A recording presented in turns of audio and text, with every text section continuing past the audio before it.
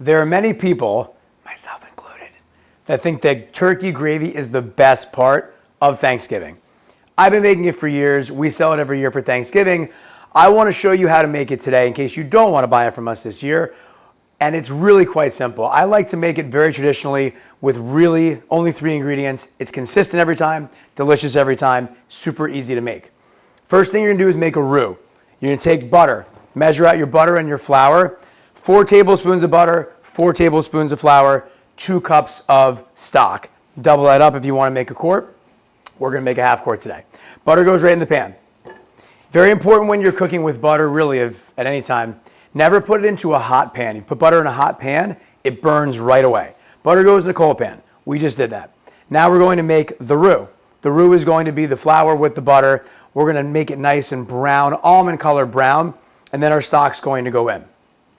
Gravy can be something you can make ahead of time.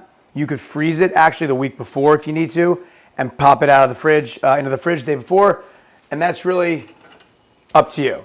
We take our butter, soften it up in the pan.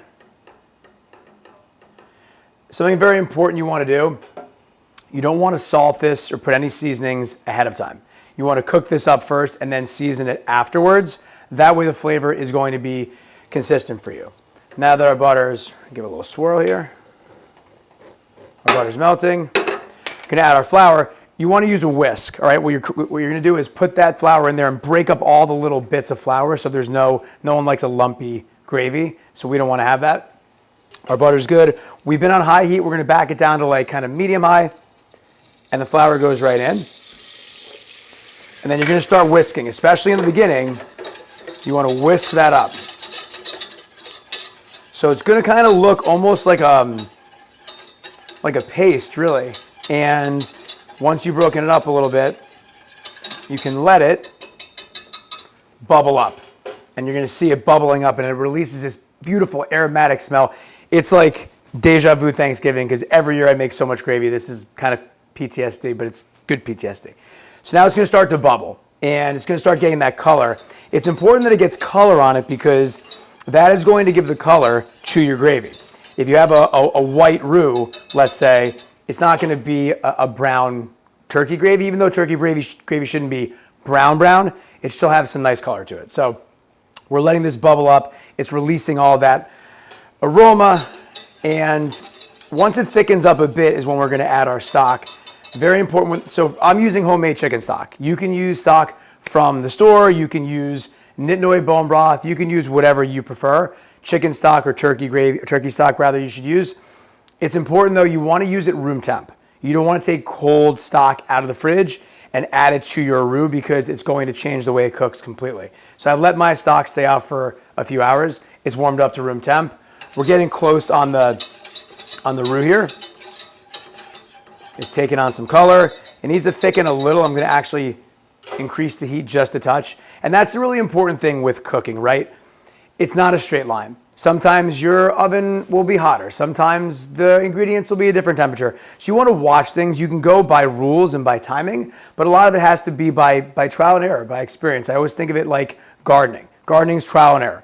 I grow something one year, it grows well, I know how it grew, and now I can do it again. So our roux is starting to thicken up a bit.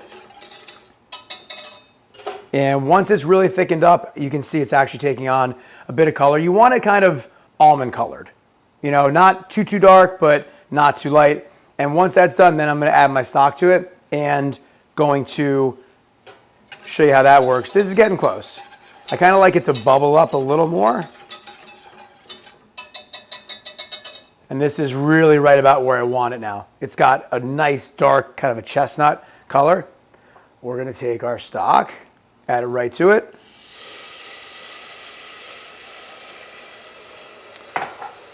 And then we're gonna start whisking right away. So immediately once that goes in there, now that you have your roux all set, you're gonna start whisking this. And this is where the magic happens. As this is kind of all coming together, you're gonna see that it starts off a bit more as a liquid. That's okay, it's supposed to look like that to start off. I'm gonna use the heat of the stove to start reducing this and thickening it up a little bit. And that's the beauty of gravy, right? Is that you can kind of make it however you want. If it's going to be too thick, you can add a little bit of hot water. If it's too thin, you can add a little bit of flour if you need to. So I'm gonna let this kind of cook off and reduce down to the consistency I want it to be at. One little tip is you wanna make sure that it thickens up and it gets to the right consistency. If you're gonna be storing it for later, it's okay to make it a little thicker because you can just add some hot water to it when it goes back on the stove. So what you'll see is this is starting to thicken up pretty well. The kind of general rule of thumb for any cook is that you want it to coat the back of the spoon. So if I take my wooden spoon here, it's getting pretty close.